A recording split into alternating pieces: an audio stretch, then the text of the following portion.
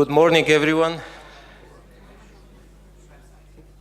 So I would like to say a few words. Dear guests, dear friends and colleagues, welcome to the 7th conference organized by the Agency of Electronic Communications here in Ohrid.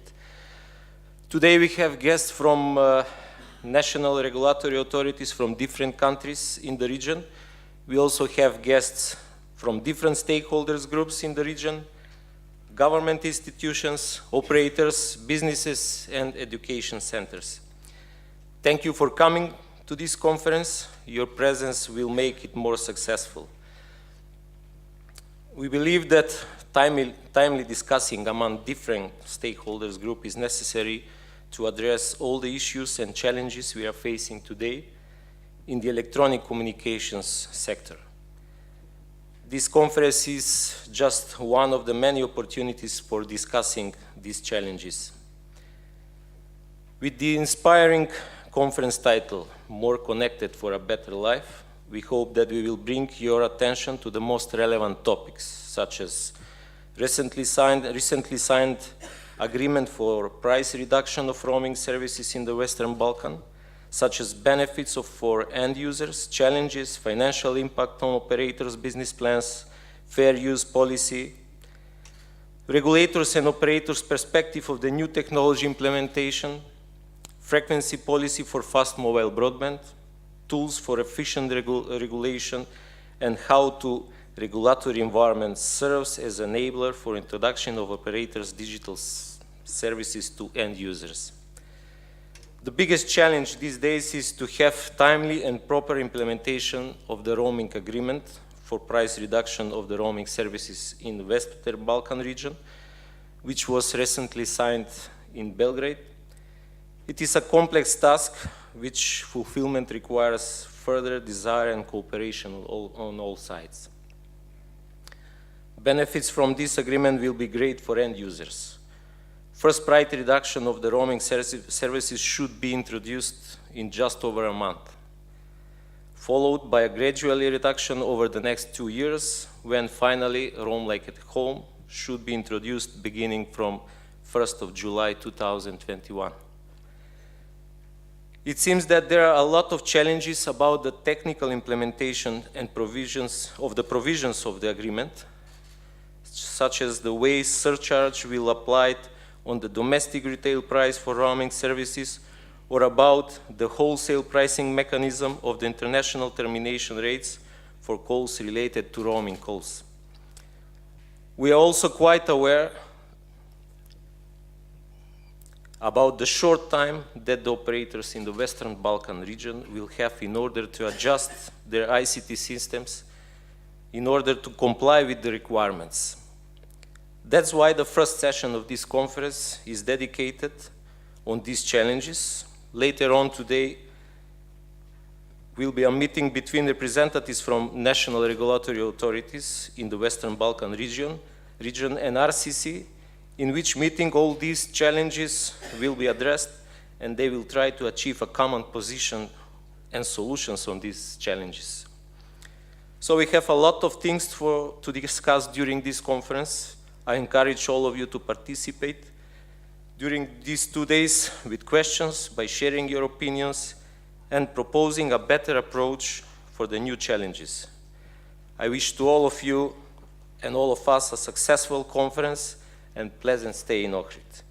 Now I would like to give a floor to Mr. Radovan Nikčević, expert on connectivity from the Regional Cooperation Council, to introduce the first session of our agenda, Roam Like at Home in the Western Balkans. Thank you.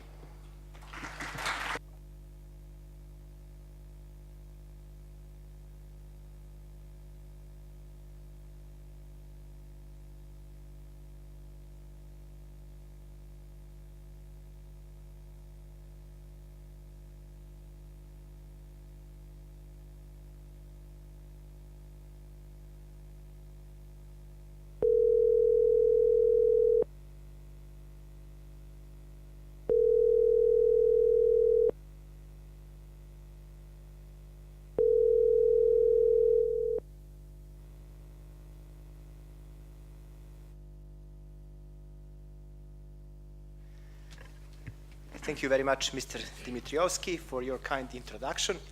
Good morning, ladies and gentlemen, and welcome to the first panel of the annual International Regulatory Conference 2019.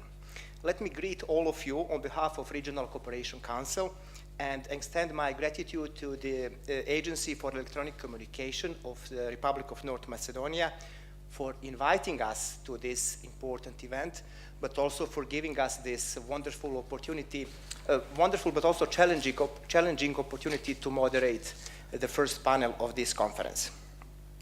As you already know, and as Director already mentioned, a new all-inclusive regional roaming agreement was signed at the occasion of the second Western Balkan Digital Summit, which took place in Belgrade on 4th of April this year. So the implementation will start as of 1st July this year, while we in the Western Balkans expect the full implementation of the Roam Like at Home regime as of 1st July 2021.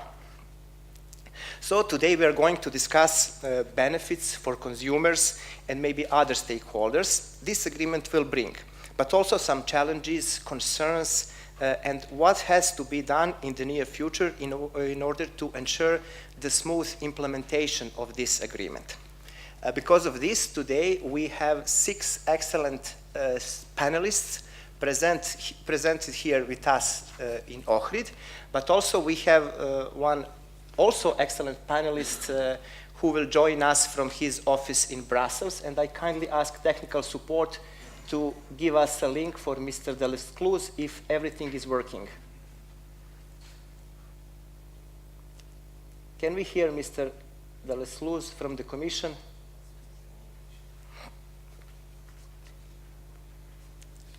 Okay, we will. He's not replying yet. Okay, maybe he will join us during the session. We tested connections, everything was working properly before the conference started. Before I introduce all panelists, I would also like to get you as audience involved in this session, and I would like to, can we present Mentimeter? Yes, website.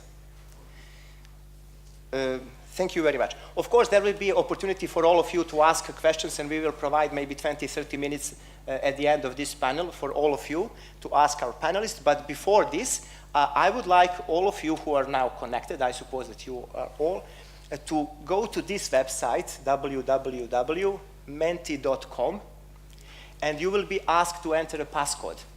The passcode is this, shown on display, 125101.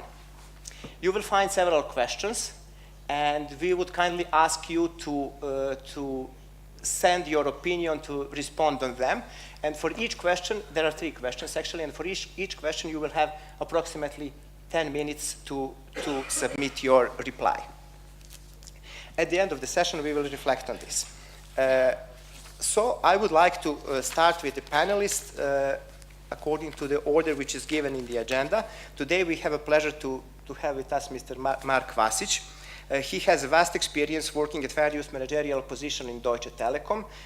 For the last almost 5 years, he is a senior manager international regulatory affairs at Deutsche Telekom, while his main responsibilities include regulatory and public affairs in Central and Eastern Europe, but also in our region. Mr. Vasic is also co-founder of Digital Western Balkan 6 initiative, and I can say permanent member of Western Balkan Digital Summit Steering Committee. Good morning, Mark, and thank you for your time for being here with us. The next panelist is Mr. Vitomir Dragaš. He has more than 17 years of experience working for National Regulatory Authority. Presently, he is the General Manager for Electronic Communications Networks in the Agency for Electronic Communication and Postal Services of Montenegro. His main focus is regulatory framework, and he is working on market analysis, cost models, quality of services, mapping of broadband, protection of consumers, and he has significant experience in preparing laws and technical rule books in Montenegro. I hope that's everything. Good morning, Vitomir. Good morning. Our next panelist is Mr. Vladimir Ristevski. He is, for 2.5 years, head of regulatory and interconnection in VIP Limited from Skopje, which is a member of A1 Telecom Austria Group. Mr. Vladimir Istevsky has 14 years of professional career. He spent actually as an advisor to the Director for Electronic Communication Regulations in the Agency for Electronic Communications in the Republic of North Macedonia. He also holds a master's degree in regulation in energy, electronic communications, and transport. Good morning, Vladimir. Our next panelist and the host is Mr. Siniša Apostolovski. He is presently working as an advisor to the Director for Telecommunications. He joined the Agency for Electronic Communications recently, but he also has a vast experience in various relevant areas like market regulation, interconnection, access, wholesale market, etc., etc. Good morning, Siniša, and thank you for having all of us here. Good morning.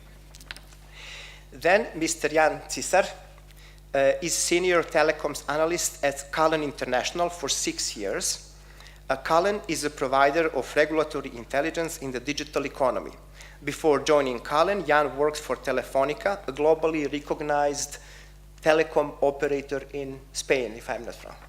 Good morning, Jan. Good morning.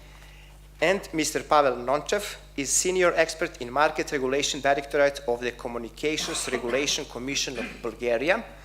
For the last 2 years, Pavel's work is focused on roaming in his country. He is also a co-chair of a working group dealing with roaming issues, and as an economist, he is particularly focused on prices, tariffs, plans, etc., etc. So let's check once again with the technical support. Do we have Matthew? Can you hear us? Yes, I can hear you. Do you hear me? Oh, good morning, Matthew. Ohrid is calling. Also, today we have a pleasure to have with us Mr. Matthew Delescluze, Head of the Roaming Policy Sector in the Directorate General for Communications, Networks, Content and Technology, DG Connect, in the European Commission since 2015. Matthew was in charge of the preparation of the Roam Like at Home rules in DG Connect. This also includes roaming review in 2015, impact assessment in 2016, but also negotiation with the Council and the European Parliament. So Matthew, thank you for your time, and thank you for being able to join us during this panel once again. Thank you for your invitation. Okay. Now, I think I was talking a lot, and I would like to start with the first question for all our panelists. We mentioned the roaming agreement. It is signed now. Implementation will start in approximately 1 month. From your point of view, what are the benefits for end users from the recently signed agreement? Also, I would like, what were the benefits in the European Union? Maybe we can hear about this more from Pavel and from Matthew. We would also like to hear from you pros and cons for this regional roaming agreement. Please, Mark, would you like to start? First of all, thank you for the invitation, for the great opportunity to speak with you and talk with you about this great topic. So if we are talking about the benefit of this agreement, I would bring up 3 dimensions, or let's talk about 3 dimensions of this topic. The first topic is, or the first dimension is that for sure the benefit or the customer will be benefiting from this agreement for sure. So he will have the benefit that he will have lower roaming costs, and that for sure is a very, very great value, political value. The second dimension is that this roaming agreement is a very good proof of concept for a regional single market. You know, we are talking in the European Union about the digital single market in the EU. And as we start working on a digital initiative for Western Balkan countries, our intention was to create a single market, digital single market for the region as one of the big steps towards the European Union membership.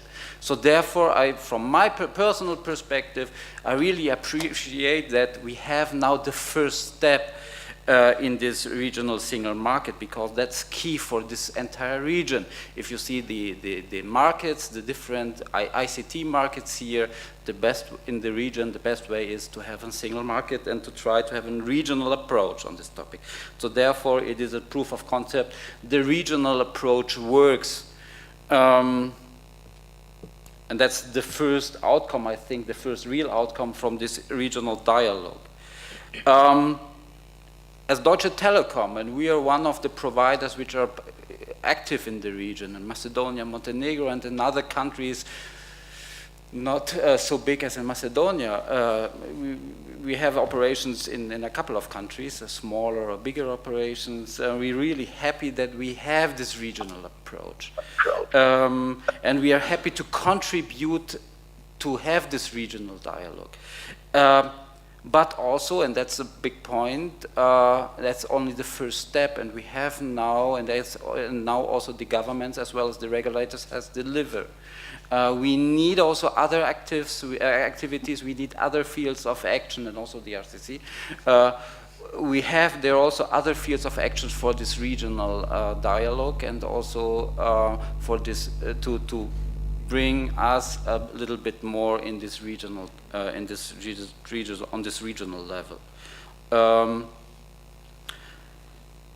And then I will talk also about the second dimension, about what is now the benefit, or what are the impact for the industry. But let's stick to this single market. The point is, we need, and all operators need, there a harmonization of the rules and regulations in the entire region. This conference is one of the very good conferences in the region, or is the conference in the region where we have this regional dialogue. But it can't stop here.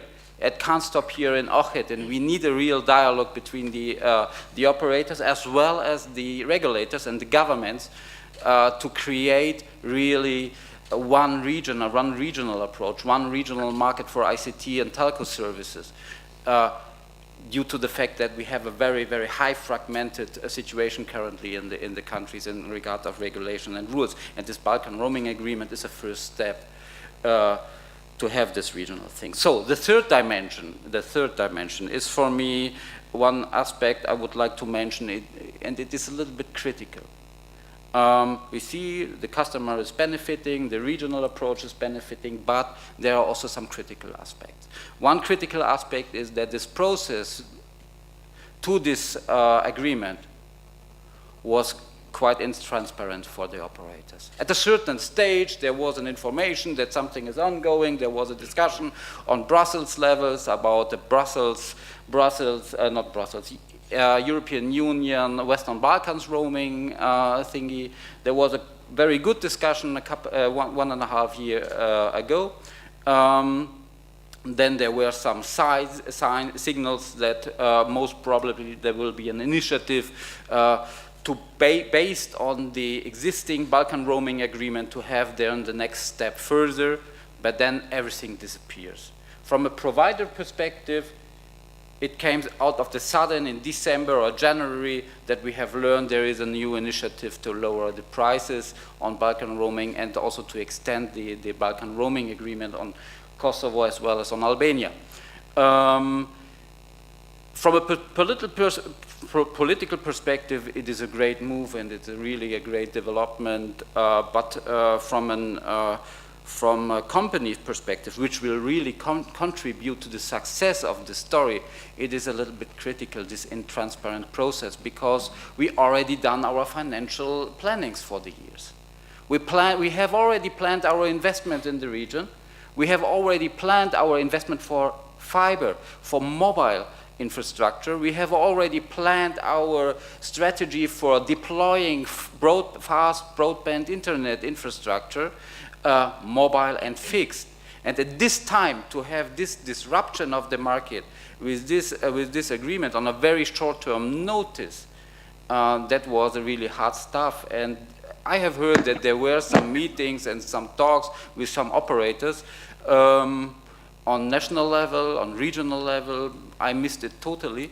So therefore, that is one of the critical dimensions, and that's the one point you have to take care, or you have to be aware. if we are talking about benefit for the customer, we have also the point that if we want to have a real benefit for the customer, then we have to integrate all stakeholders or relevant stakeholders in the process of having this decision. The point is the following.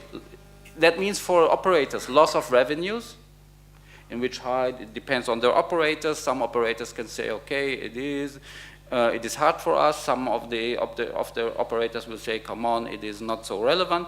But nevertheless, it depends a little bit on the respective operators. So we have the loss of revenues. That means for us, this will be part of the second question, impact on regulators. On the regulators, okay, we will talk about the operators. Impact on financial impact on regulators. Operators, sorry. Okay, but the point is the following. You should be aware in the further discussion about this point. But for sure, benefit is clearly on the side of the customer. Thank you very much for your opinion, Mark. Also for for your critical words. But let me also correct you that it didn't start only in December. Preparation for the introduction of Rome like a home started even with digital assembly in Sofia, even before when digital agenda for Western Balkan was adopted in June, actually endorsed by ministers in June in Sofia, even last year. But it was the European Union Western Balkan roaming thing. No, but when the digital agenda for Western Balkan was endorsed in Sofia in June, it was Rome like at home was planned at that time. Okay, we will have opportunity, of course, to discuss it. Good to learn it now, and not 1.5 years ago. Now I would like to give floor to Vitomir to give us his opinion. First of all, I want to thank our great host for kind invitation to be participants on this great panel. And I will be back on the consumer issues relating to roaming agreement. As the ultimate goal of our agreement is a Roam like a home that will start in 2 years about. And most of my talk today will be about Roam like a home plus that we face with in just a month and more.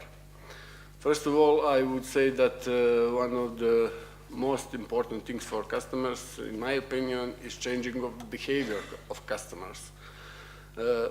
Not price as itself. I will explain you later why.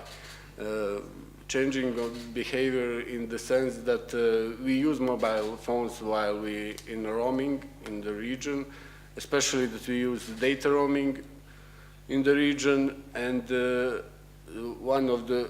it is one of the most benefiting things for the customers. Also,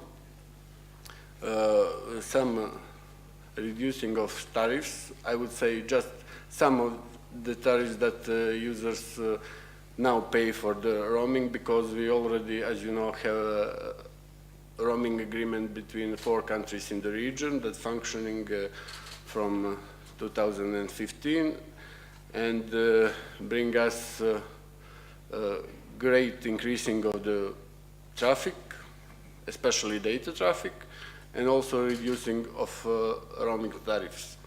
I would also point out that we stress importance of preventing bill shocks for our consumers as one of the benefits.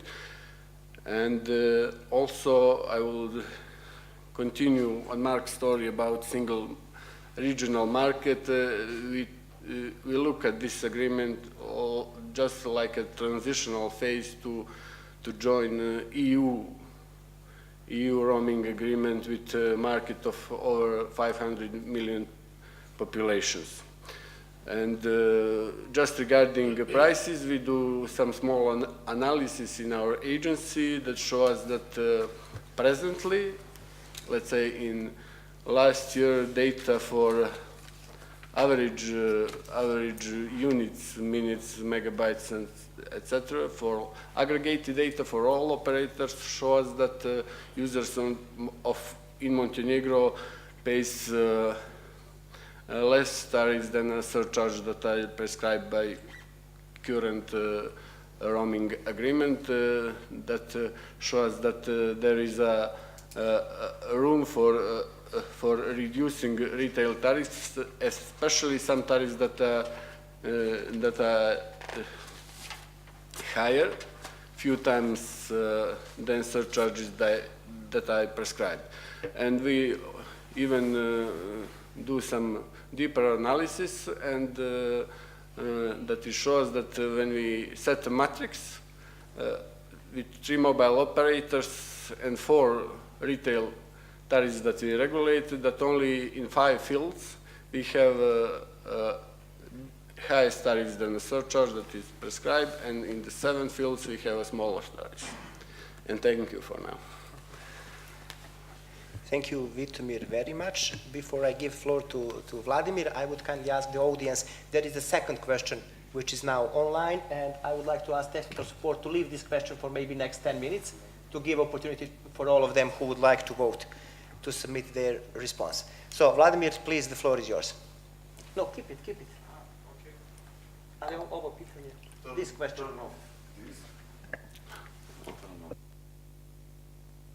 Thank you.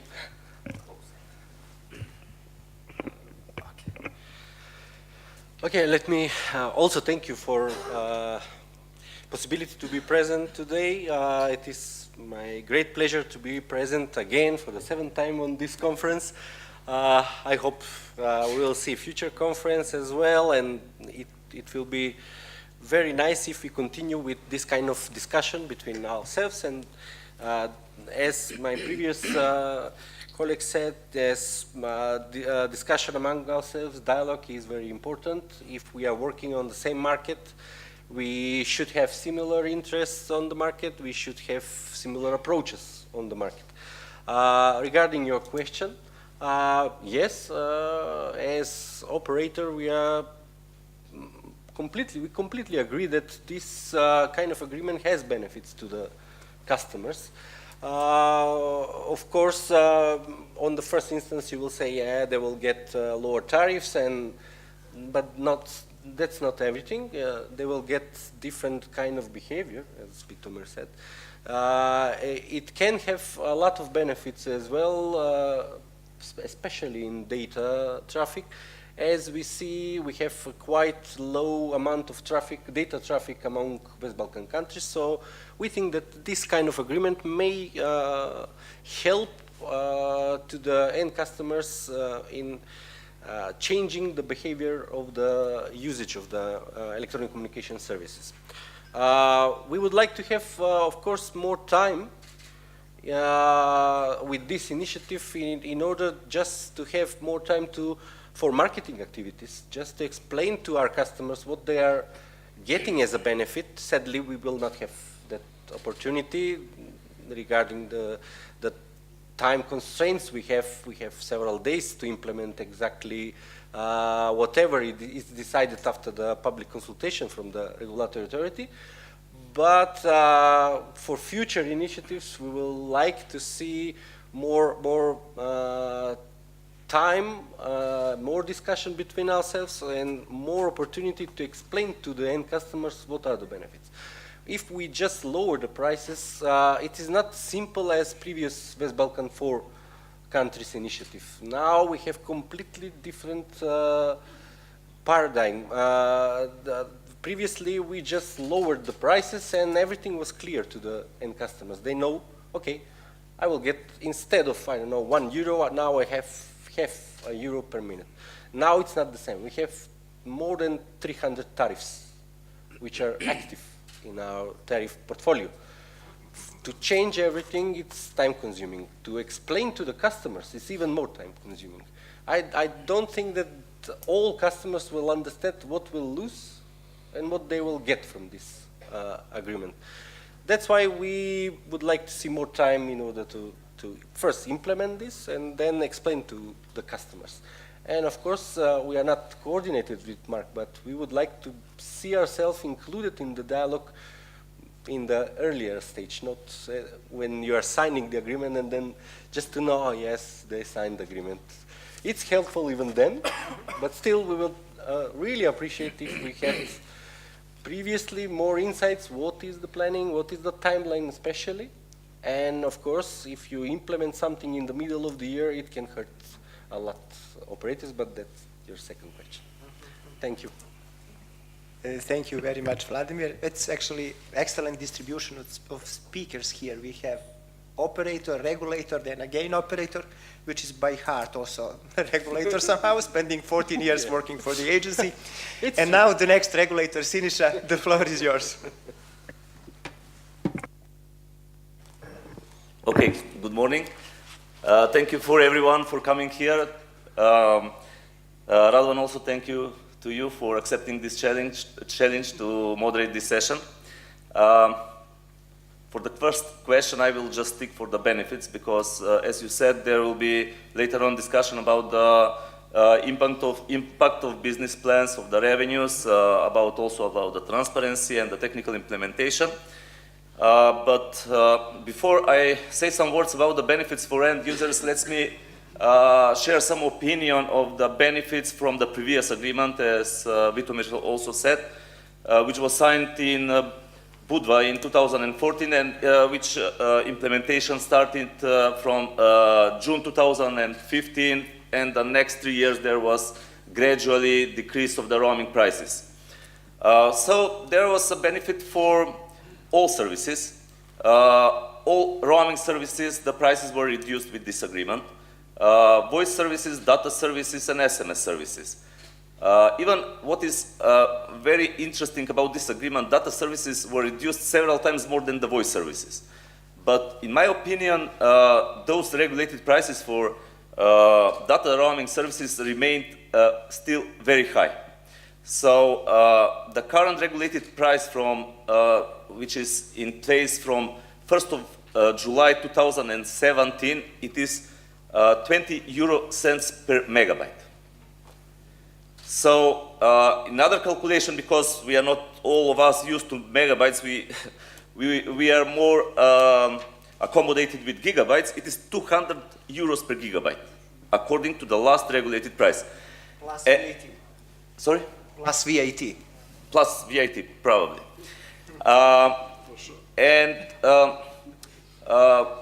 Such regulation brought us to situation where we are now, and to the behavior of the users when they go to roaming in these 4 Western Balkan countries, and their behavior toward data consumption. So according to the data we have received for the first quarter 2019 from the operators, one calculation was very interesting for me. It was the revenue and the consumption of data services in not 4 but 6 Western Balkan countries, because that was the purpose of the questionnaire. So according to those data that the operators have provided to us, each customer, each subscriber who was roaming at least once in the Western Balkan countries, the average consumption for data is only 6 megabytes. Can you imagine? Only 6 megabytes. But the average price that the users were paying for data roaming in these 6 Western Balkan countries was 70 euros per gigabyte. So that is very low consumption, and that is where I think that this agreement, the newly signed agreement, the users will benefit mostly. Because with this new signed agreement, first benefit is that the users, the subscribers, will have the option to enjoy the reduced prices for roaming services not only in 4 countries but in 6 countries in the wider Western Balkan region. And basically the most important thing is when Roam Like at Home from 1st of July 2021 will be introduced. So basically the users will have the right to pay for the domestic volumes and use them while they are roaming in these 6 Western Balkan countries. Basically they will feel like at home. That's what is the name implies, Roam Like at Home. But meantime, in my opinion, the data prices for roaming data services will remain still high. Even from 20 euro cents, the retail price was reduced to 2.5 euro cents for the first year and 1.5 euro cents for the second year.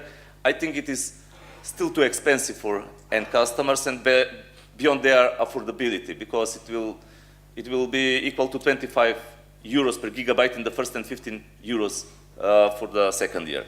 Of course, there will be a reduction of the prices of the voice services, and we expect that the users will use more probably voice services, but they will not benefit a lot from the data services during this 2-year transitional period. I'm not talking about, but once Roam Like at Home will be implemented, then the agreement will come into full power, and then beginning from 1st of July 2021, then the users will benefit from this agreement, mostly. Thank you. Okay, thank you very much. What I think we can agree so far is that this agreement will change customers' behavior, and that's actually what we can see on the survey from the audience, that majority of our answers actually tell us that they will use more services in the future. Then just a smaller number of respondents say that they will save some money on their monthly bill. But we will come to this survey later on. I would like to hear what one telecom analyst think about the whole agreement. Yes. Good morning again. Thank you for inviting Kalin International to this conference. From the EU, where we are based, I see two main benefits for customers and also the industry. So first, when roaming like at home will be fully implemented, it's clear that there will be lower prices for end users. And also, which was quite clear in the EU has been clear in last 10, 12 years, there's a need for transparency. If you enter with your smartphone foreign country, which happened to me this morning here in North Macedonia, I got a message from my operator. It's a message for 3 text messages. It's very long, but it includes all information. I will not comment the price which I am supposed to pay here because it's outside the EU, but I got the information. So I know how much I pay for 1 megabyte, how much I pay for 1 minute outgoing and 1 minute incoming. So these are the two benefits for customers. And also for regulators and the industry is the benefit which I see is that you can take the positive outcomes of the EU regulation. Roaming regulation started in the EU in 2007, the first roaming regulation. So it was 12 years ago. After 12 years, there's practice. There are clear positive outcomes. So you can take, as the Western Balkan countries, the agreement can take only the benefits of the agreement. So you can step on the train which is currently running in the EU. So 12 years of experience, I think, help or will help in this region as well. Thank you very much, Jan. Now, Pavel, can you share with us experience from Bulgaria? Hello to everyone. Good morning, and thank you for the invitation. In Bulgaria, as part of the European Union, the biggest benefit definitely was the change of the end user's behavior. So before the introduction of Roam Like at Home, a significant number of customers switched off their data roaming and while being abroad, and used the limited number of phone calls, and because roaming was an expensive service. With the abolition of retail roaming surcharges in the Union, the same tariff conditions apply now while roaming abroad in the Union and at home. The domestic volumes included in the user's tariff plans are now available for roaming in the EU. So, as a result, both retail and wholesale roaming consumption has grown significantly. and that's the main that's the main benefit from the regulation in EU. Thank you. Okay, thank you very much. Can we still hear Mr. Delescluze from the Commission? Matthew, can you reflect shortly on the EU experience, and from your point of view, what can we expect from this regional agreement? Yes, I hear. Oh, is it? Yes, we can hear you. Yeah, okay. I hear my voice, I think, with some delay. No, it's better. Thank you for your invitation. Sorry to not be able to be with you physically. I could follow the whole discussion so far. And indeed, I can only confirm that in terms of roaming traffic in the EU, the change is very big comparing the Roam Like at Home regime with the previous regime. BEREC data, you know that BEREC, the body of European regulators, is monitoring the evolution of traffic, of roaming traffic in the EU since the first regulation, so over the last 12 years. And so it's very easy for us to assess the evolution of the traffic. And over the first year of Roam Like at Home, so from June 17 to June 18, the increase in roaming data traffic in the EU was by a factor of 5. So it was 5 times more data consumed in roaming in the EU over the first year of Roam Like at Home compared to the last year before Roam Like at Home. Now we have the data for the second summer of Roam Like at Home, so which is 18. So the first summer was 17, second summer is 18, and the increase over the second summer 18 compared to the last summer before Roam Like at Home, which was 16, summer 16, the increase in data is by a factor of 12. And for voice, it's a bit less. It's a factor of 3, but it's already a big increase. So the BEREC traffic data in roaming are very clear. The change in behavior is massive. We also had 2 Eurobarometers over the first year of Roam Like at Home, which showed that the consumers were very well aware. So the awareness of the reform was very large in such a short time. So usually reforms take some time to be known by the citizens and to be understood. This one was very, very shortly understood and widespread over the whole EU. So the Eurobarometer showed a very, very high awareness very rapidly, and that also a lot of the respondents to the Eurobarometer survey said that they would change behavior and that they knew at least someone in their families or among their friends that would benefit from the reform. So I think for consumers, it has been a big success so far. This is the main message we also get from BEREC analysis, and we are very happy that this is functioning well. I would like, however, to say a few things on what it relies, or maybe it's for the next question, but I just want to also have the opportunity to describe that it is the result of a very delicate regulatory balance, and that's not a given that this is a successful reform, because the underlying economics is quite complex. There are member states who are sending a lot of roamers abroad, mainly the northern part of the European Union. And on the contrary, there are countries which receive a lot of roamers, tourists, in particular in summer in the southern part of the EU. There are big operators which have a footprint in several countries. There are operators which are operating only in one country. There are virtual mobile operators. So the interest, of course, the underlying economics for all operators and member states are very different. And so that's why the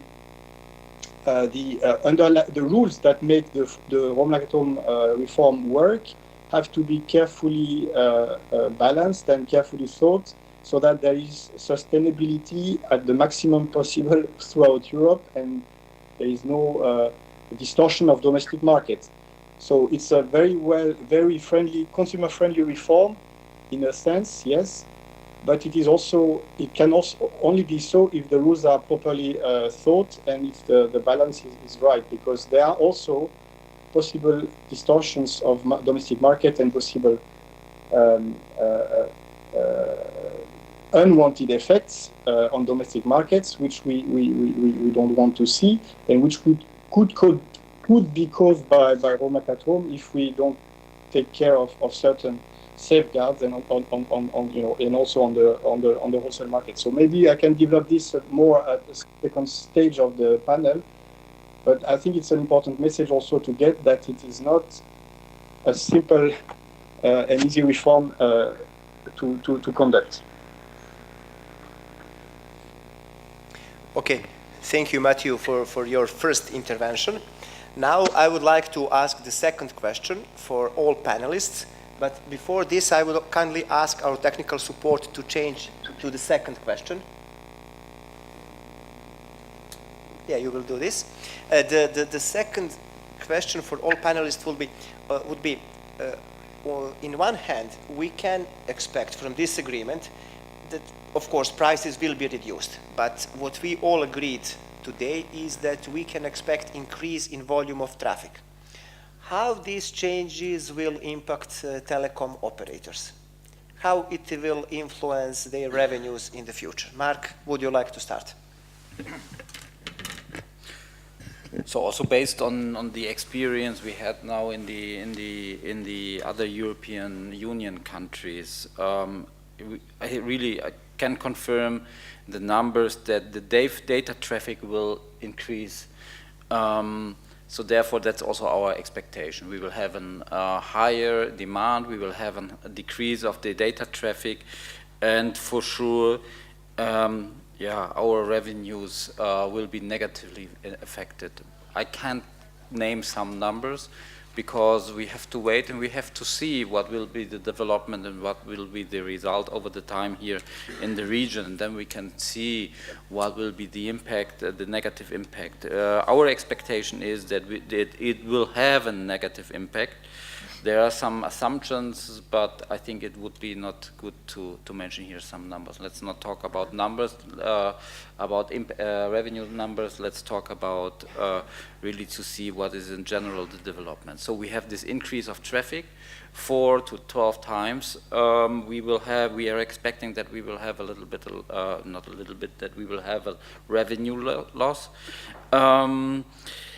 But in general, it seems to us less money, more traffic, that it is for us a challenge now to find a way, we have our claim that we will deliver our customers with the best quality, and that's really a tricky situation. Less money in the pocket, but we have to invest. That's for us a big challenge currently, and due to the fact I mentioned it in the first round that our financial planning for this year was already concluded. And that means for us, we have now to prioritize or to deprioritize some other investments or some other activities. And that's a really tricky situation for us as an operator. And I think also Vladimir can confirm this also from their perspective. I think that's the general point. So we have now to refocus our activities, and that's a tricky situation. And you should keep in mind, and you should be aware because you're the regulators, we will have some upcoming spectrum auctions in Macedonia and also in the other countries, everywhere in the region, to pave the way for 5G implementation. That's the point, and your expectation is not that you would, we would love if you could give us the spectrum for free, but it is not your expectation. You will also gain there some revenues. So, and that's the real point. So we have to invest also future in spectrum. We have to invest in infrastructure with lower revenues. Let's see how it works in the upcoming years.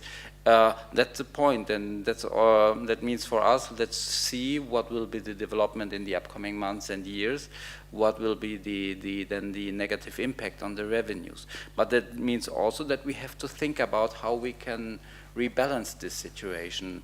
We should think about what is your expectation for the spectrum auctions? What is or what is the level of the administration fees for agency, what's up with the spectrum, yearly spectrum auction fees, and all the things we should discuss, because at the end we have the same interest. We would love to have Macedonia, as well as the other countries, well connected with a very state-of-the-art infrastructure.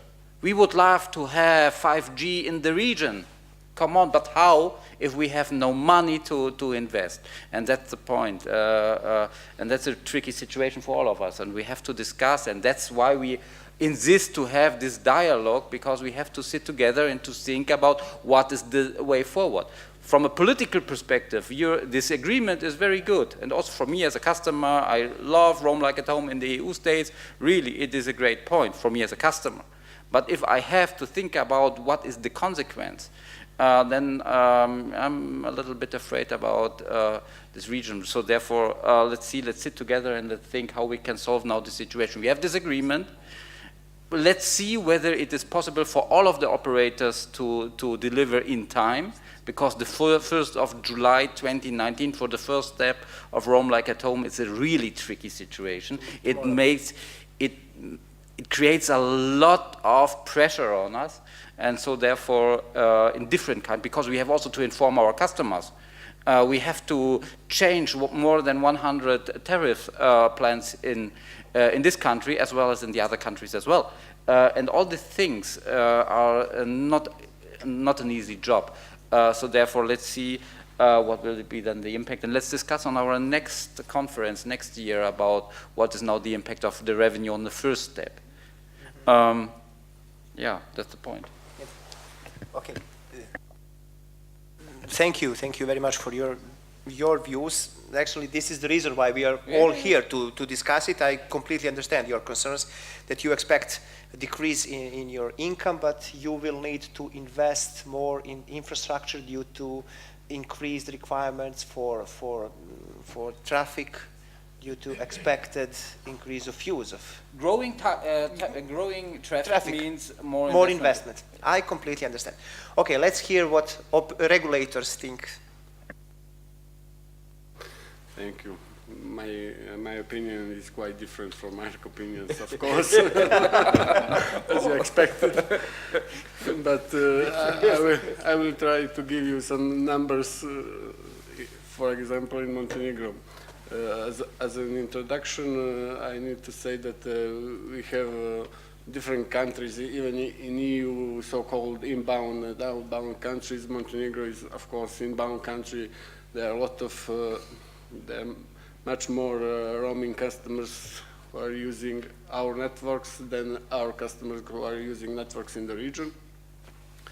So our operators facing with increasing of traffic and decreasing of wholesale tariffs. But on the other hand, that increasing of traffic means more minutes or megabytes to charge to the other operators. In preparation for these panel discussions, I saw some numbers from 3 years of our experience of implementing first roaming agreement for 4 countries in the region. And I saw that there is, in the wholesale level, it was a bigger profit in the 3 years by year, around $1 million per year, than a year that before starting implementing this agreement. Also, in an example of Montenegro, we have 2 lawsuits from our operators for smaller revenues, or better to say, reducing profits. And one of them was about 2.5 million of euros to reimbursed by the agency, and they only, of course, look at the retail revenues. But when we saw whole picture, that means we together sum up revenues and costs for wholesale charges in the region, we came up that his profit in 3 years go up by 4 million, so they drop out their lawsuit. It's an example that the application of the roaming agreement can positively influence on the business of the operators. Thank you. Thank you, Vitamir.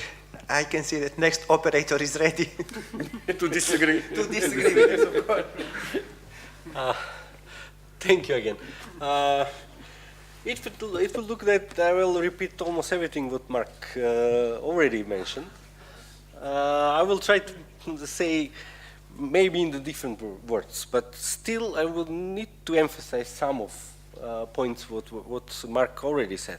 But we should mention that we did not have the opportunity to speak before. Yeah. I must. This is disclaimer. We haven't met before. Never and never. Okay, no, in Belgrade we met. When we speak what happened with previous agreement, it was completely different. We cannot compare both of them. But still, we don't have any other experience, at least in the region, to compare with, except with European experience and West Balkan 4 countries experience. We saw that we decreased more than 60–70% of voice, for example, price. We got something like 5 or 6% increase traffic invoice. So it doesn't cover whatever we calculate. It doesn't cover losses. I don't know the case in Croatia. I'm not the expert over there, but here, or in Montenegro, of course. Sorry, I think that in Croatia there's a similar situation. I don't have experience regarding that, but here, at least in Macedonia, we don't have increased revenues from wholesale to cover all retail losses because of the decrease of the price. But let's not talk about the price, as Mark said. We don't see, and basically I want to emphasize, we don't see enough elasticity to recover whatever the losses will be on the retail mainly. On the wholesale, maybe some will be recovered, but it's not enough, of course. The other thing is how to implement that. This is the biggest burden to us. We strongly support the initiative. As you see, we had also a letter to the commissioner, letter to RCC. We support the agreement as the agreement, but we strongly disagree with the timeline, what is proposed by the agreement. And mainly for the first date, 1st of July 2019. It's almost, I don't know, 5 weeks from now. We still don't have a decision, so we don't have clear picture how we will implement it. We don't have any fair usage policy yet, even in discussions. We don't know how it will be implemented. Even for our more difficult is to implement international mobile termination rate.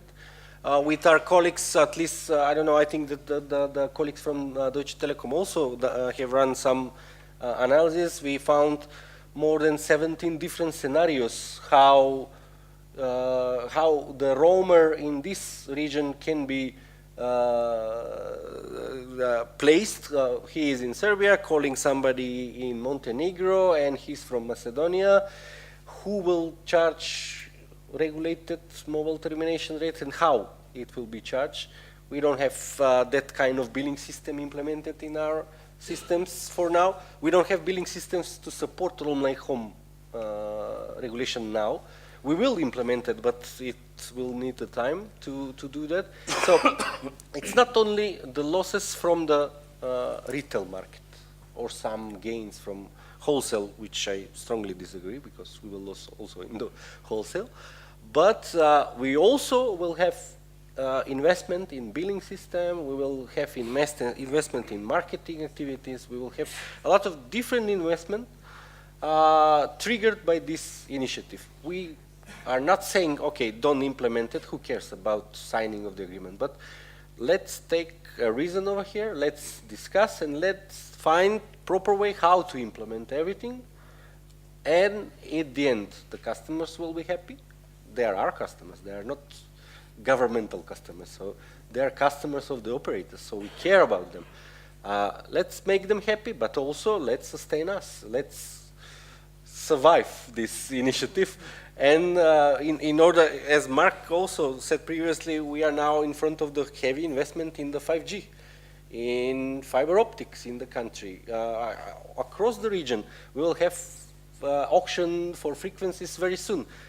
If we stuck with this initiative and we focus only on this, what will be outcome for us? We will not be sustainable for the long period. Thank you. Thank you, Vladimir, very much. I can assure you that the audience think that you will survive. According to the survey, operators will survive, believe me. Now the next regulator. Okay.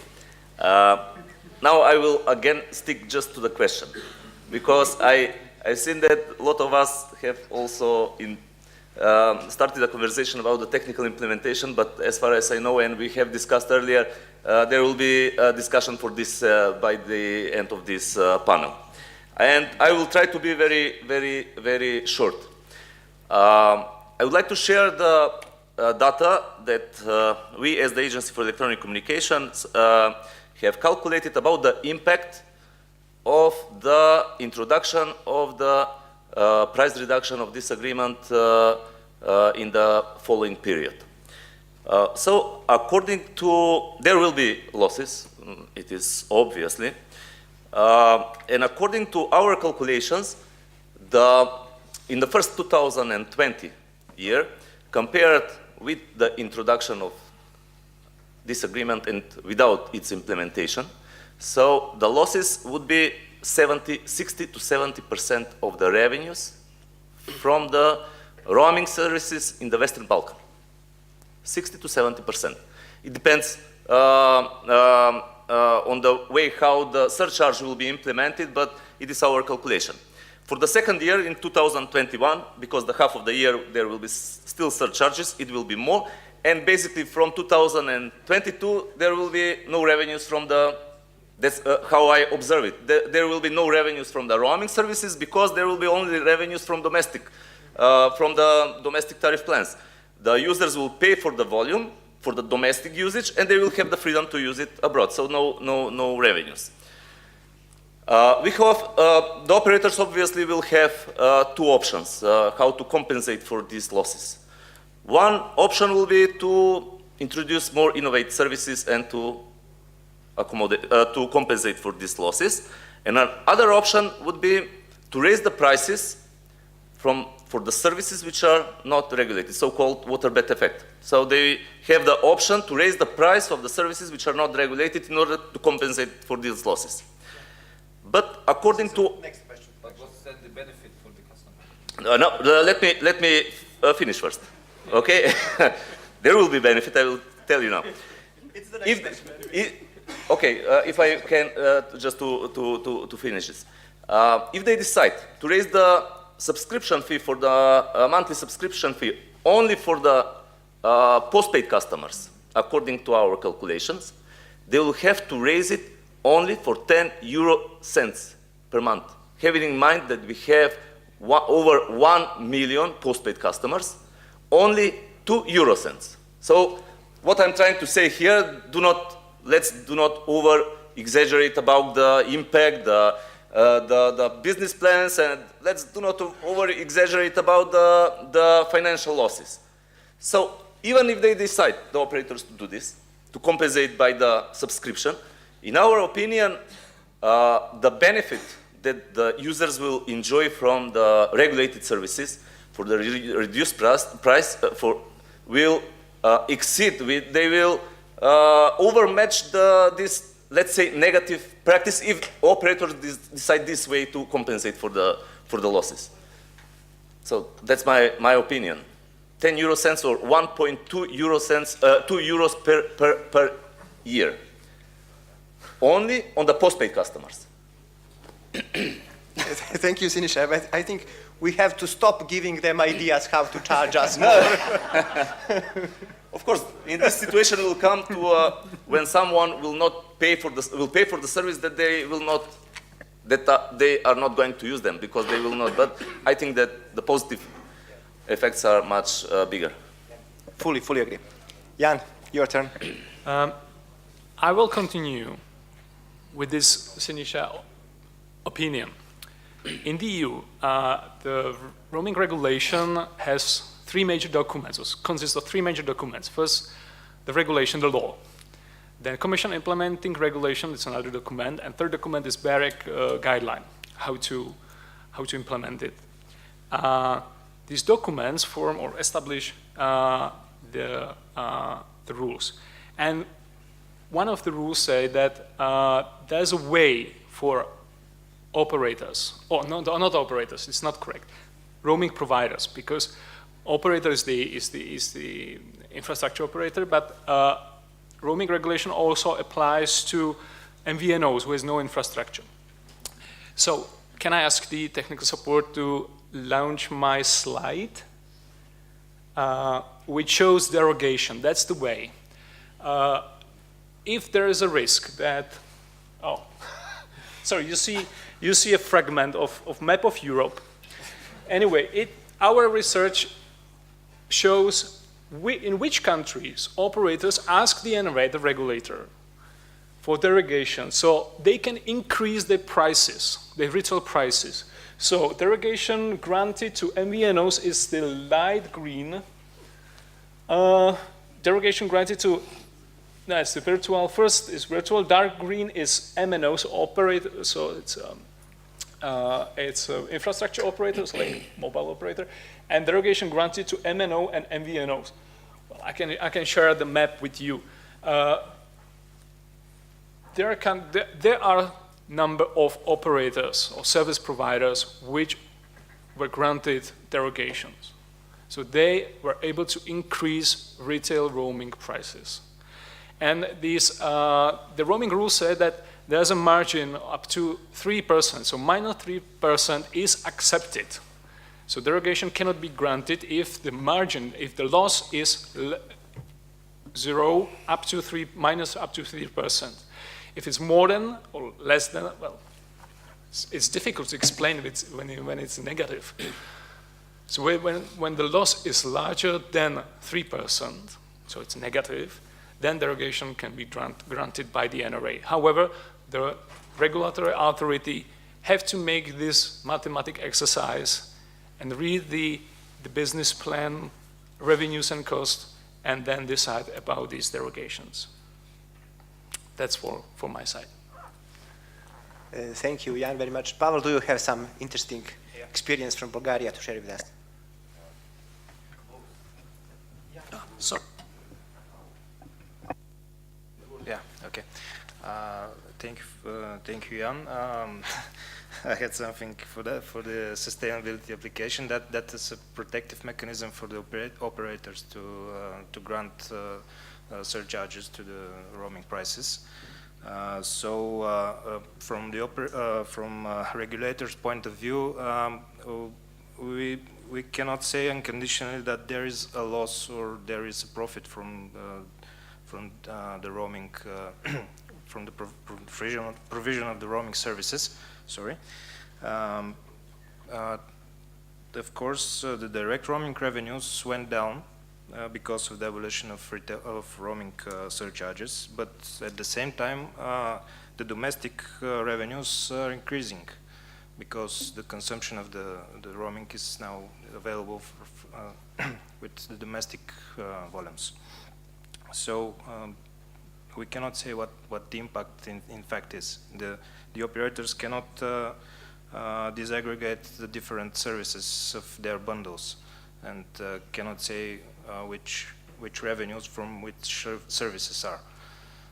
There are mobile and also non-mobile services in the bundles.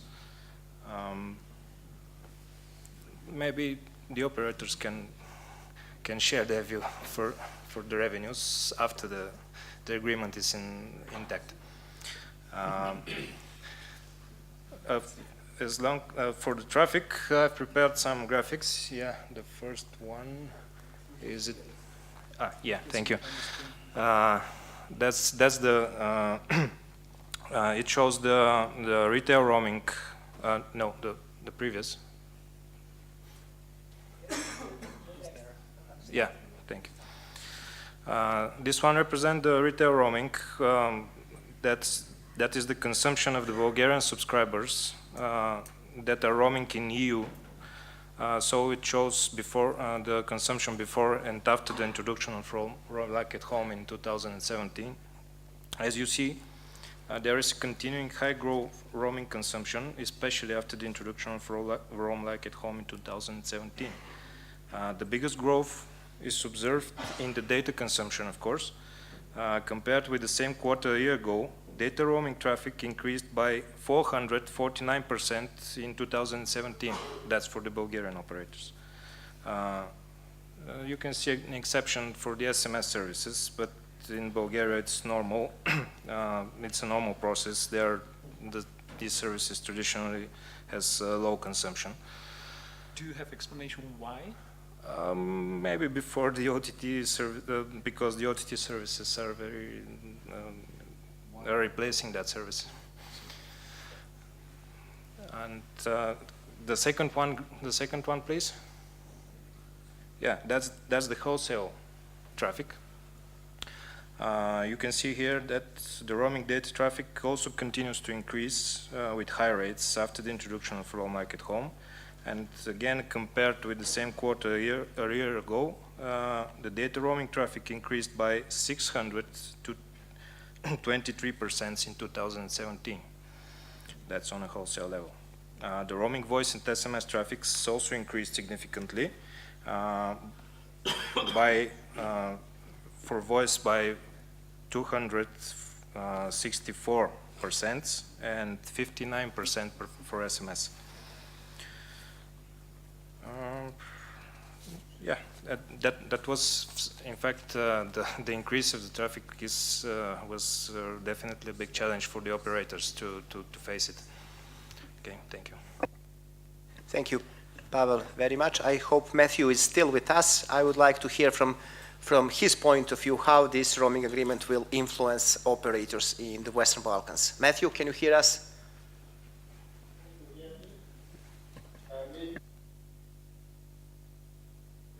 Correcting or specifying one thing about the derogation, because this was described by one of the panelists.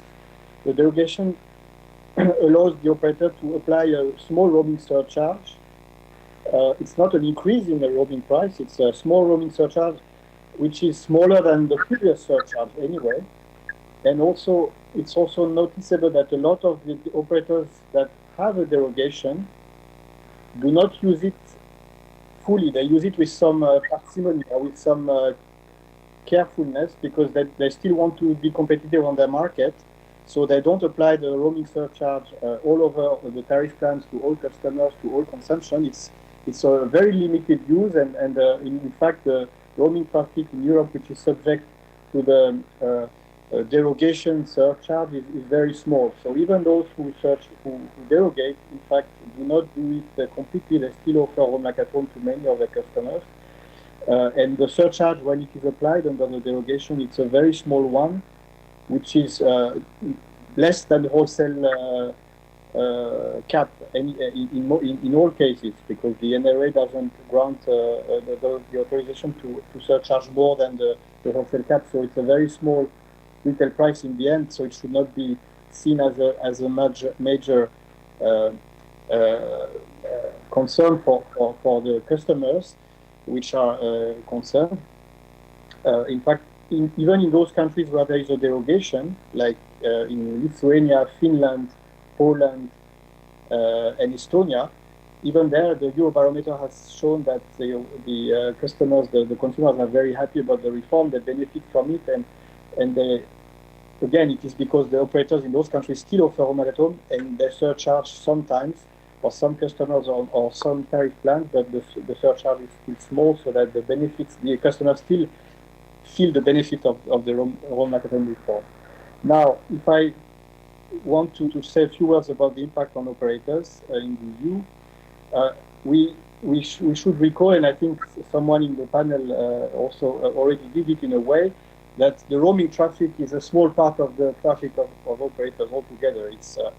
It depends on operators, of course. There are various situations, but on average in the EU, it was about 3% of the traffic, roaming traffic, the EU roaming traffic, and 5% maybe of the revenues before the reform. So it's not negligible, but it is still a relatively limited part of the traffic and the revenues. Still, the first year of Roam Like at Home, there is an impact because there is a source of revenue which is withdrawn. But then this is a one-off effect on the finances of the operators. And then, of course, what matters is, in fact, the increased demand for data, which leads the customers to buy more and more data. And so, as someone said, the revenues, the domestic revenues on data are increasing because people are asking for more and more data, and they will buy more data when they use it also in roaming, because this is also consuming their bundle, the domestic bundle. So, in the end, boosting the data use is to the benefit of operators. But it is true that the first year, the impact has been negative with a small percentage for many of the operators, but only a very, very small part of the operators have asked for a derogation, which shows that they still can absorb this impact in the first year, and they can then have strategies to increase revenues from users through, in particular, through data and maybe other services. So altogether, I think it is relatively clear from the first 2 years of Roam Like at Home that operators have now well managed the regulatory impact of the new rules, and are able now to increase further revenues, and the results, I think, this year are relatively more positive than the first year of Roam Like at Home. Okay, thank you, Matthew, very much for your comments. Now, I think we have maybe 10 to 15 minutes more for the next round of questions, and I would...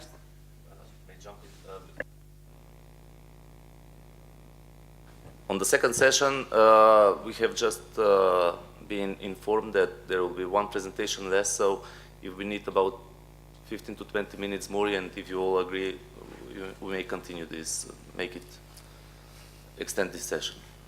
Just as information. If you are not boring audience, we can stay. Okay, then, my third question actually is there any risk of increasing unregulated prices on the market? I will give you an example. Since I'm living at several places here in the region, in Montenegro, I'm using SIM card of one telecom operator, which allows me to have all incoming calls from Montenegro free of charge, absolutely free of charge, in 28 Western Balkan economies and EU member states. From Serbian operator, recently I got an offer for 1 gigabyte of internet in roaming for €5. Now, when we are talking about prices which are defined by the roaming agreement, are much higher. Can these agreements somehow jeopardize these promotional tariffs which all end users even now have in the region? That's one question. I would kindly ask you to be very brief. And another question would be, what are the next steps for you, having in mind proximity of the date for implementation? What would be your priorities for the next period? What will you do from the point of view of operators or regulators, etc., etc.? Mark.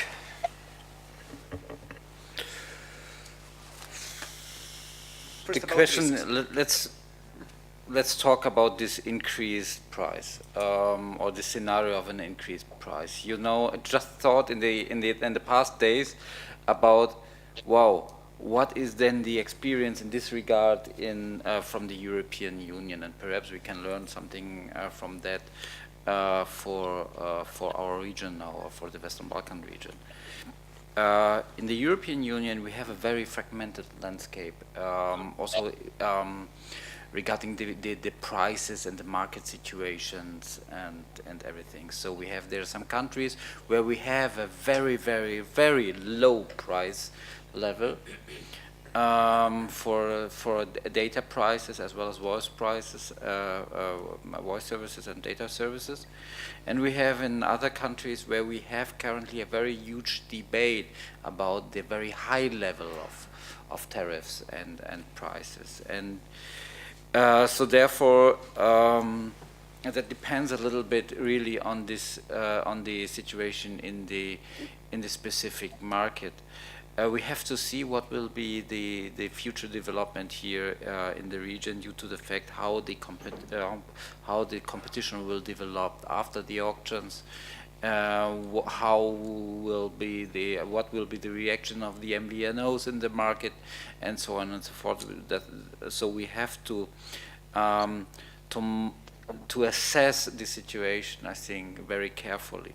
Regarding the prices, it is not the goal of or the target of the operators to say now we will increase the prices. I think that is not the intention, and it's a little bit weird if we are not talking about regulating roaming charges and then thinking about, come on, there could be perhaps also the opportunity to have some additional price tags on it.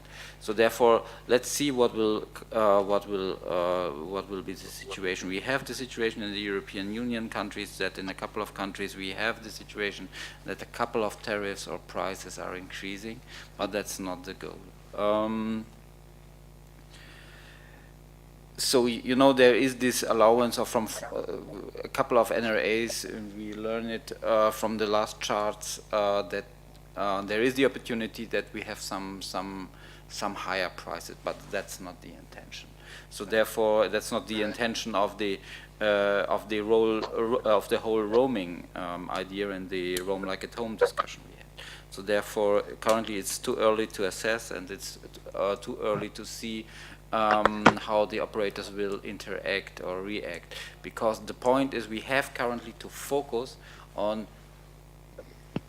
to meet the date 1st of July, and that's the real point. So we're just focusing, and I think that is the experience I received, or that's what I see from my colleagues here in Macedonia, as well as in Montenegro, as well in other countries from other operators also, that everyone is now dedicated to try to meet the 1st of July. And that's a real challenge. And all the other things they will discuss in the upcoming months. What will be the impact on the prices?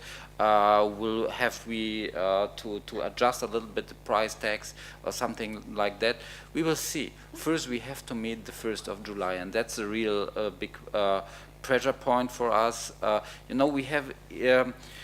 It is not simple to reset in the systems a little bit the price tag. We have a complete different way of calculating something and the prices and the wholesale billing systems, because before we had the price cap regime in the Western Balkan region due to this, based on this Western Balkan roaming agreement between among 4 countries. Now we have 6 economies in the game, and it's a little bit complicated, and we have a complete switch of the regime from price cap to roam like at home plus. It's a little bit complicated. So therefore, my colleagues and all of the other from Makedonski Telekom as well as the other operators, they are working hardly on implementing this.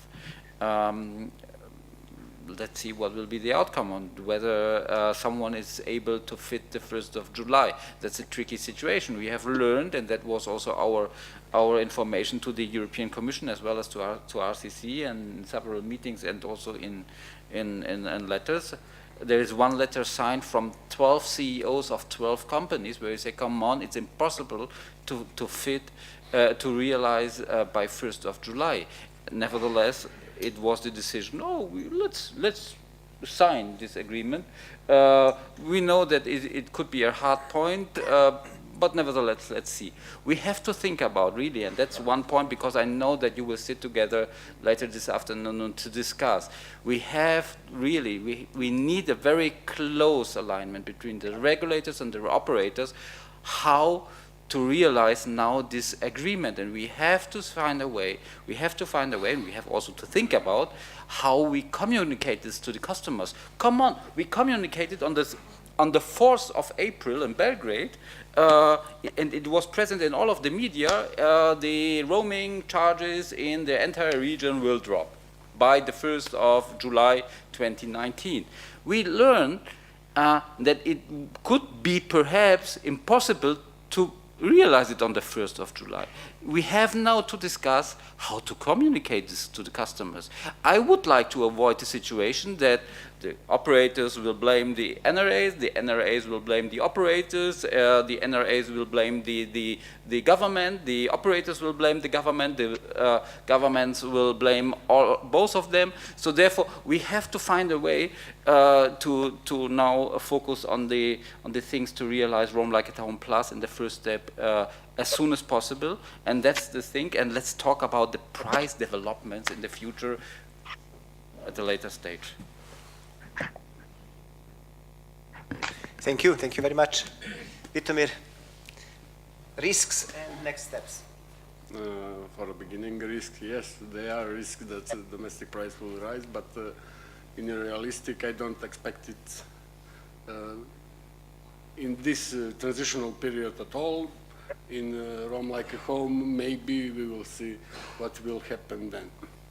About potential exact challenges that we face with in implementation this agreement, we have very closely communicated with our operators in Montenegro. We already have several meetings with them trying to find best solution to apply this agreement by the 1st of July, and together with our colleagues from other NRAs in the region, we are also trying to find common solution that will be appropriate for all countries.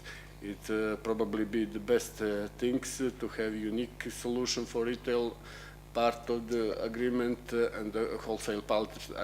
I will say it's pretty clear. I just want to add 2 points from previous Vladimir talks. He said we don't have fair use policy, we don't need it in this transitional period at all.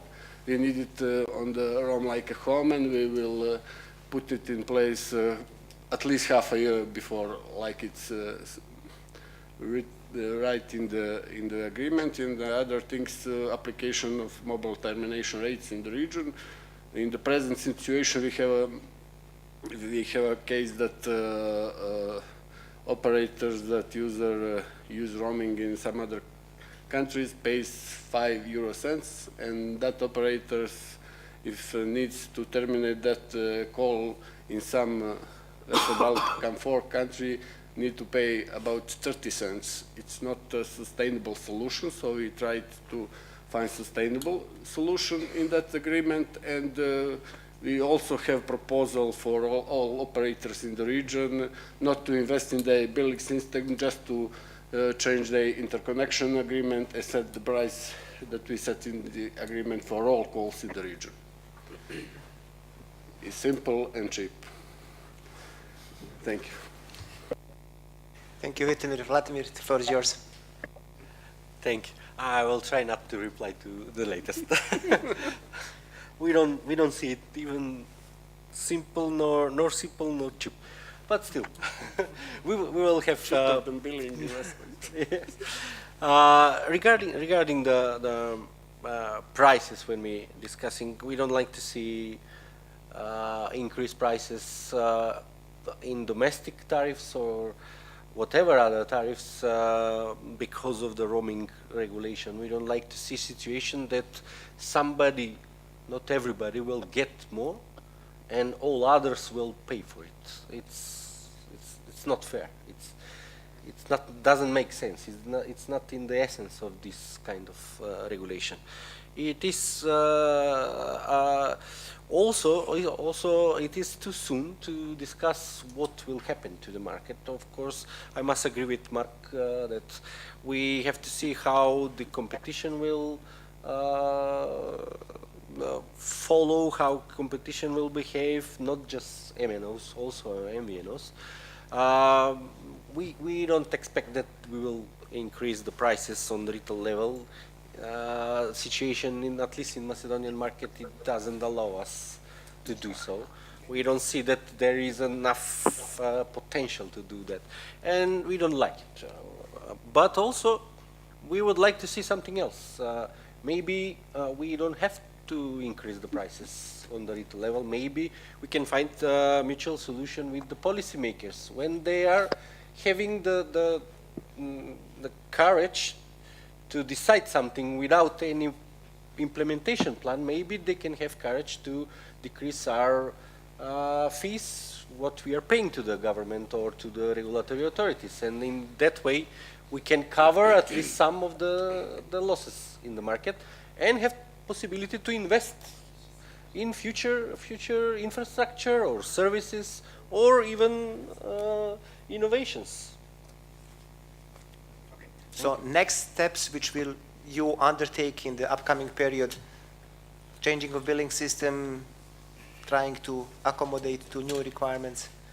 Yes, we are trying to accommodate. The next steps, it's still unclear for us what are the next steps. First, we want to see what we have to do.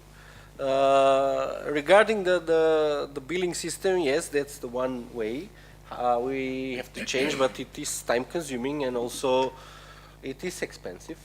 We are not copy-paste operators from European operators. Previously, when we discussed, some of the guys said, you just take whatever, I don't know, A1 in Austria did and do it here. It's not the same.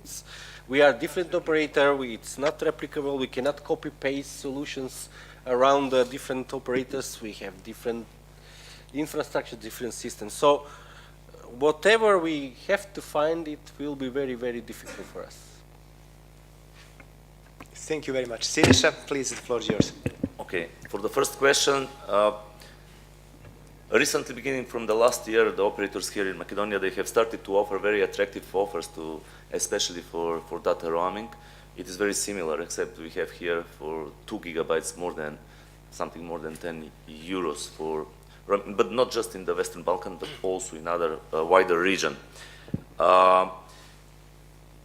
Operators will, according to the regulation and according to this agreement, operators will have the option and will have the freedom to offer those prices after this agreement will enter into a force. So they are called they are so-called alternative tariffs or different tariffs than the regulated roaming services, the prices for the regulated roaming services. But what they have to do is to inform the subscriber of the benefits of using those alternative or different tariffs, and also to explain the subscriber about the lost opportunities. The opportunities that the subscriber will not benefit anymore if they decide not to use the regulated prices. So, and also there, according to the regulation, EU regulation, they have 1 day the customer may switch from one regulated to different unregulated tariffs. According to the second question, we are fully aware of the complexity and the concerns of the operators on the way how this agreement should be implemented on the technical level, especially on the complexity and very complex rules about the implementation of the surcharge on the domestic retail price. So there are different, there is a guidelines at the level of which was adopted by the BEREC, and according to this guideline, even from 1st of July 2019, operators need to apply surcharge on the tariff plan by tariff plan. On the fixed volume of services, they need to deduct the consumed amount of volume that the subscriber did make in the roaming. On the unlimited tariff plans, there is same charging mechanism. So we are quite aware, and we are trying to find a solution. That's why, as you said today, after the the second session, we will have a meeting with national regulatory authorities in this region.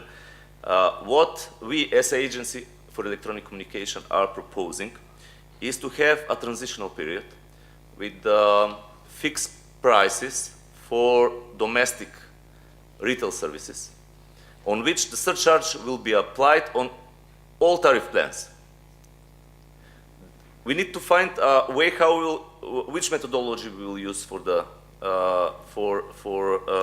calculation of this domestic retail price, but according to our opinion, this methodology should fulfill the expectations from the users, and this methodology should fulfill the spirit of the agreement. So they not to use the off-net prices like it is recommended in the BEREC guidelines.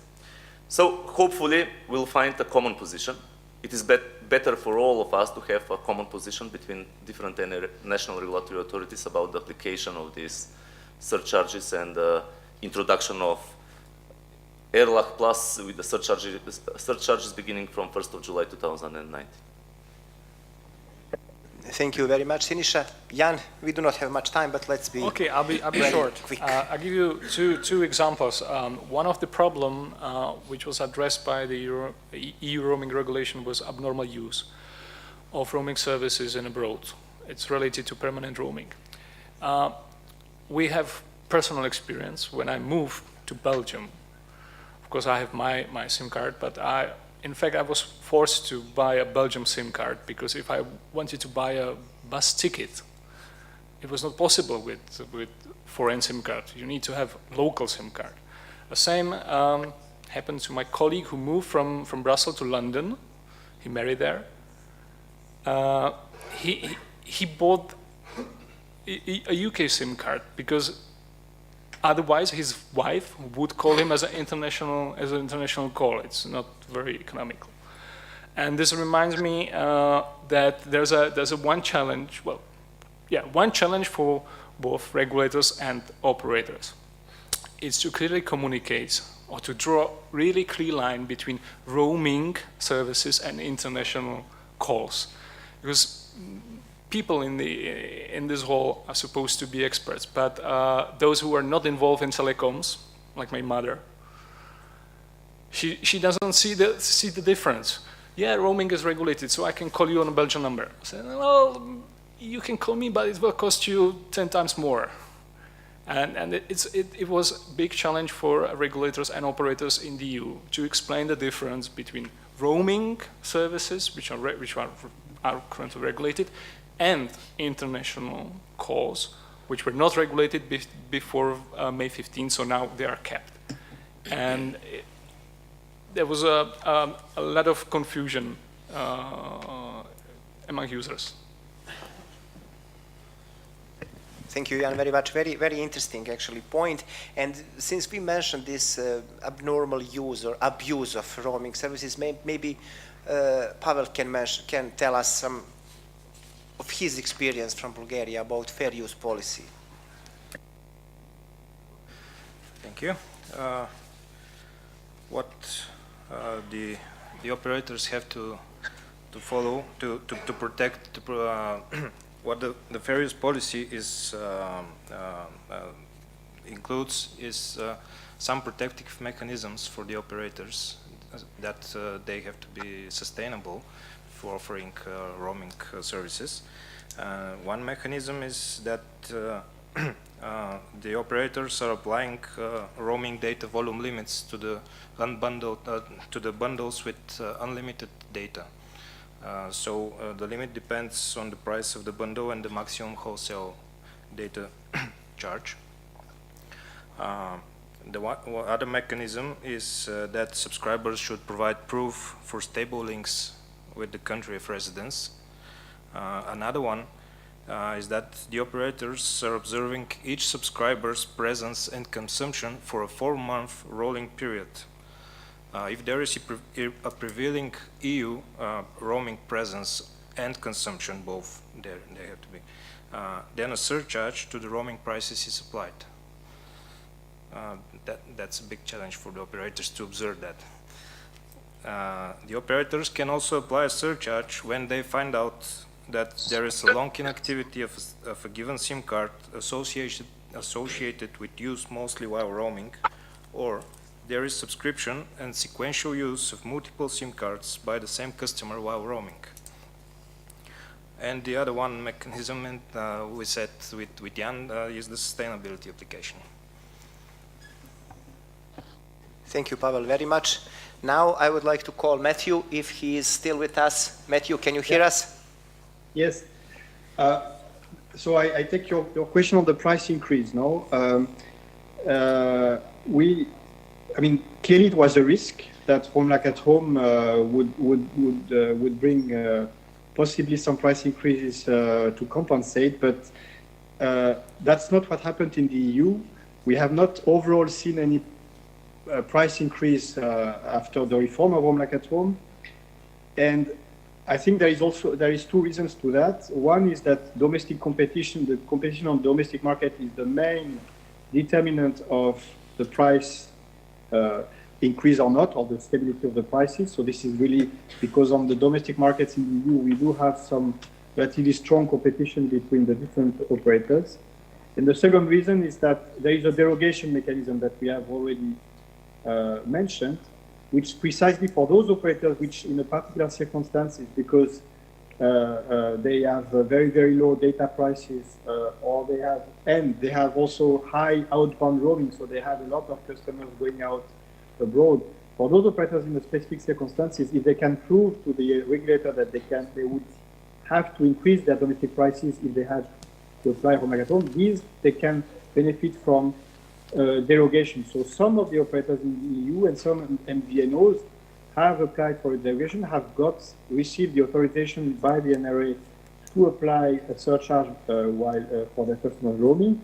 And this is precisely to avoid these operators would increase their domestic prices. So this is really, this safeguard, the derogation safeguard is clearly to avoid price increase in domestic markets and to offer a solution to those specific operators which have really an objective difficulty to sustain Home Like at Home without a price increase. And this safeguard has worked because it has been solicited, it has been used in some countries where with a lot of data consumption, like in Finland, Estonia, and a lot of roamers going out abroad. So these countries have a specific situation. Then to protect the domestic prices in those countries, operators have been able to apply for derogation, and they can apply a surcharge when needed in roaming, so that they can keep their domestic prices low. So I think that's a good result overall in the EU, that domestic prices have been preserved, and this is thanks to domestic competition and to the appropriate safeguard that we have put in the rules with the derogation. Okay, thank you, Matthew, very much. Now, can I kindly ask technical support to give us results of the survey? Can we go to the first question, please?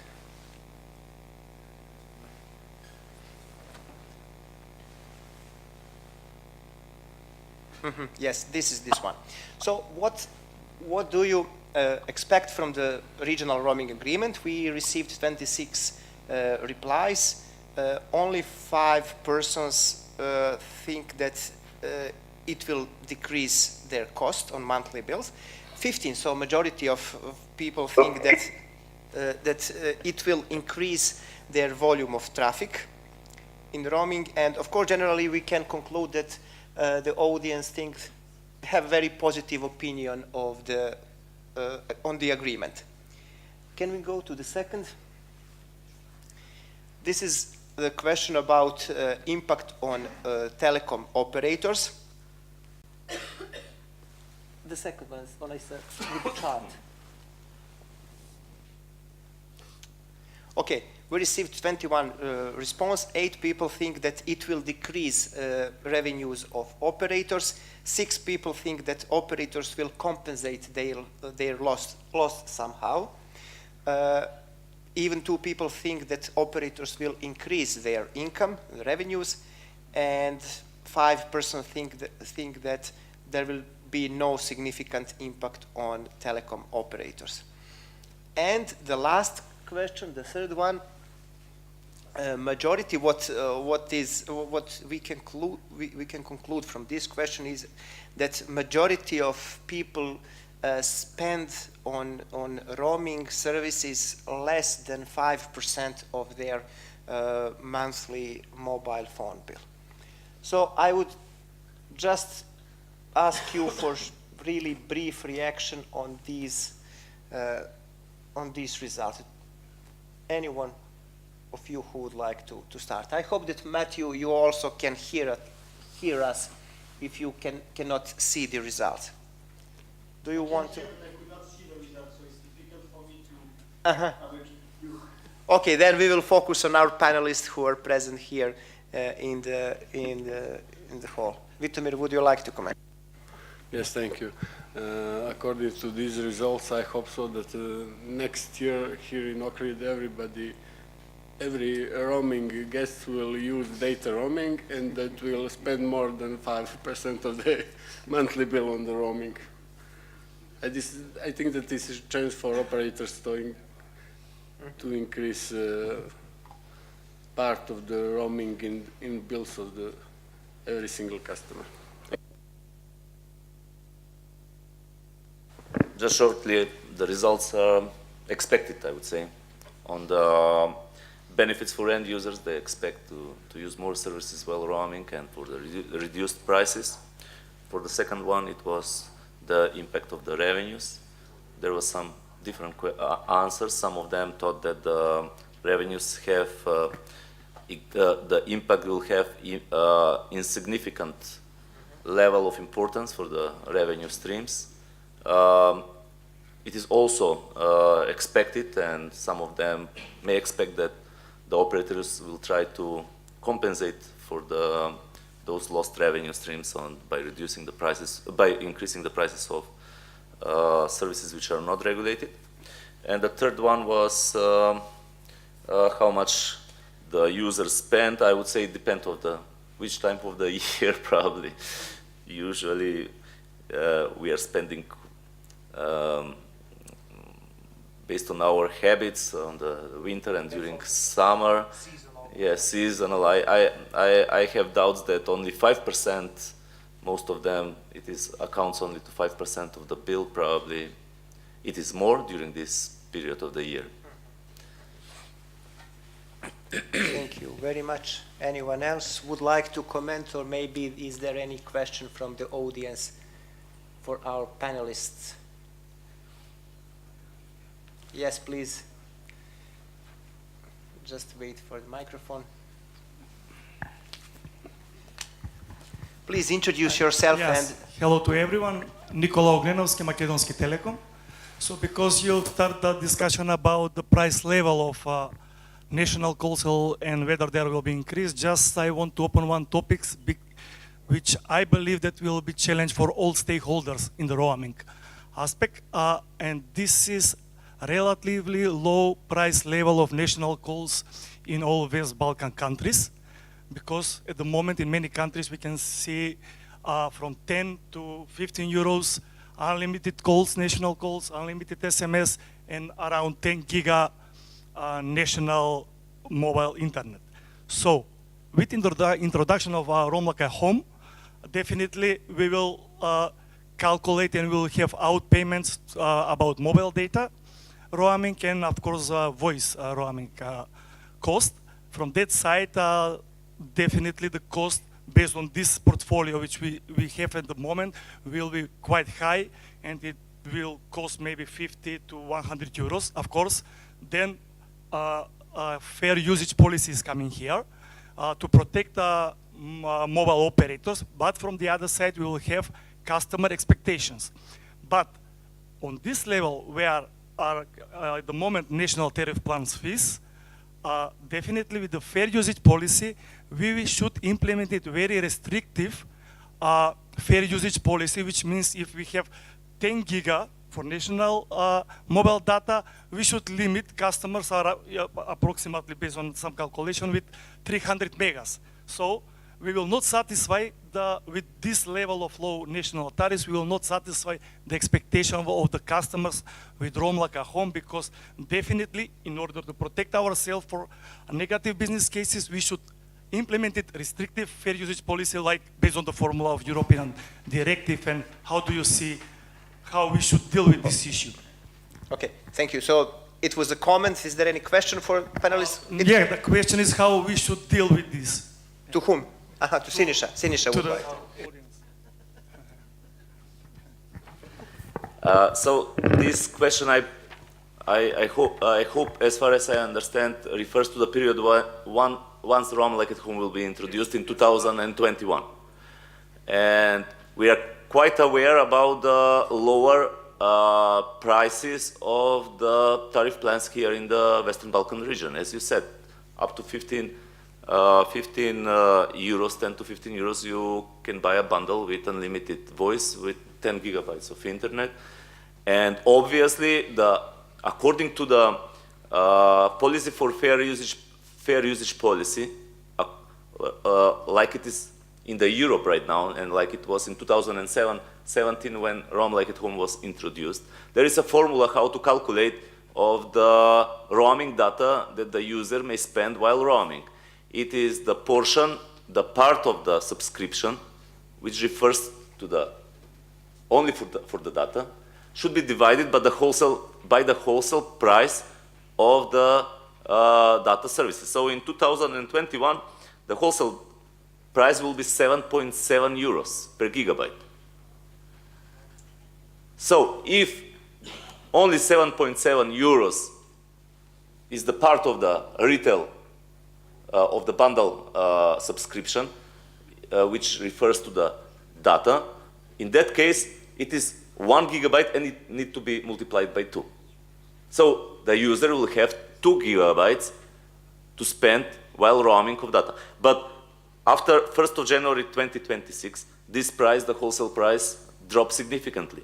In 1st of January 2026, it will be 2.5 euros per gigabyte, the wholesale price for data.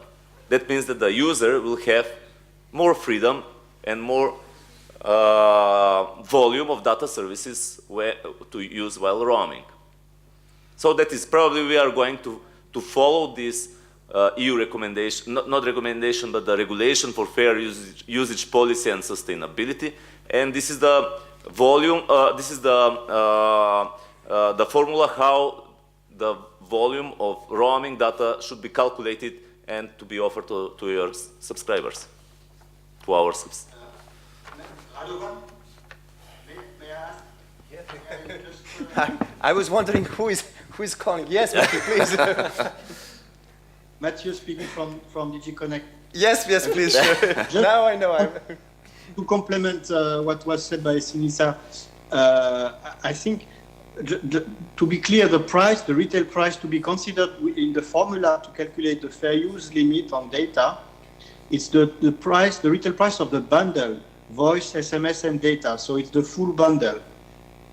It's so if it's 15 euro, the price of the bundle, then it's divided by 7.7 and multiplied by 2. So that would be around 4 gigabytes. It's not a price for data only, because it is not possible to single out a price for data in a bundle of voice plus SMS and data. So it's the full retail price of the bundle, which has to be taken into account. Okay. Thank you for the correction. Yeah. We have 2 years ahead of us just to see what is the right formula. But I thought that it is just the part of the bundle, the part of the subscription. Okay. Okay. Bundle, the mobile bundle is sold with a fixed connection or with TV as a larger bundle. Yes, it's only the mobile bundle, but it's within the mobile bundle. It is not. It's not. You do not distinguish the data price, because there is no such data price. It's a price for the full bundle, which has to be taken into account. The mobile bundle. So the distinction is with a larger bundle with a fixed connection or TV, and this, of course, should not be taken into account in the retail price for the fair use limit. But the mobile bundle is fully taken into account. Okay, I thank hope you it's clear. Yeah. very much, Pavel. I just want to add something also in general, because it is true that the Rome like at home rules are defined now for 21 onwards in the region, and it's using the rules of the EU of 2017. So there is a 4-year kind of delay, and then it's the wholesale cap of 17, which would apply in 21 in the Western Balkan region. We do think that, I mean, there is a review clause in the agreement, which was signed on the 4th of April. It's a soft review clause, but it might be useful for the region, the regulators, to consider whether the level of the wholesale cap of 2017 in the EU is the right level also for the Balkans in 21. So if the prices are much lower in the Balkans in 21, then maybe the wholesale cap might need to be a bit lower than 7.7 euro per gigabit. And this would be possible to amend in the agreement, because there is a review clause, and in the meantime, the EU itself will review. We are actually working on the review of the Rome like at home reform, and we may propose different caps and new caps for the years to come. So in that respect, the region may also consider and try to have a better sense of the economic impact of the rules in the region, and maybe adjust the wholesale caps to a level which is really suitable to the Balkans in that year. So I just want to remind that there is this review clause in the agreement, and it might be useful to consider this if it's not, I mean, in due time. So. Okay. Thank you, Matthew, very much. Pavel, please, briefly, you also would like to add. I just wanted to add that the operators, in fact, in the European Union are not obliged to apply that limit, and if you cannot oblige. Yeah. Okay, we already used 7 out of this additional 15 minutes. Is there any other question from the audience, or we can conclude the session? Okay, we are all aware that there are a lot of challenges ahead of all of us. Generally, there is a positive opinion about the agreement.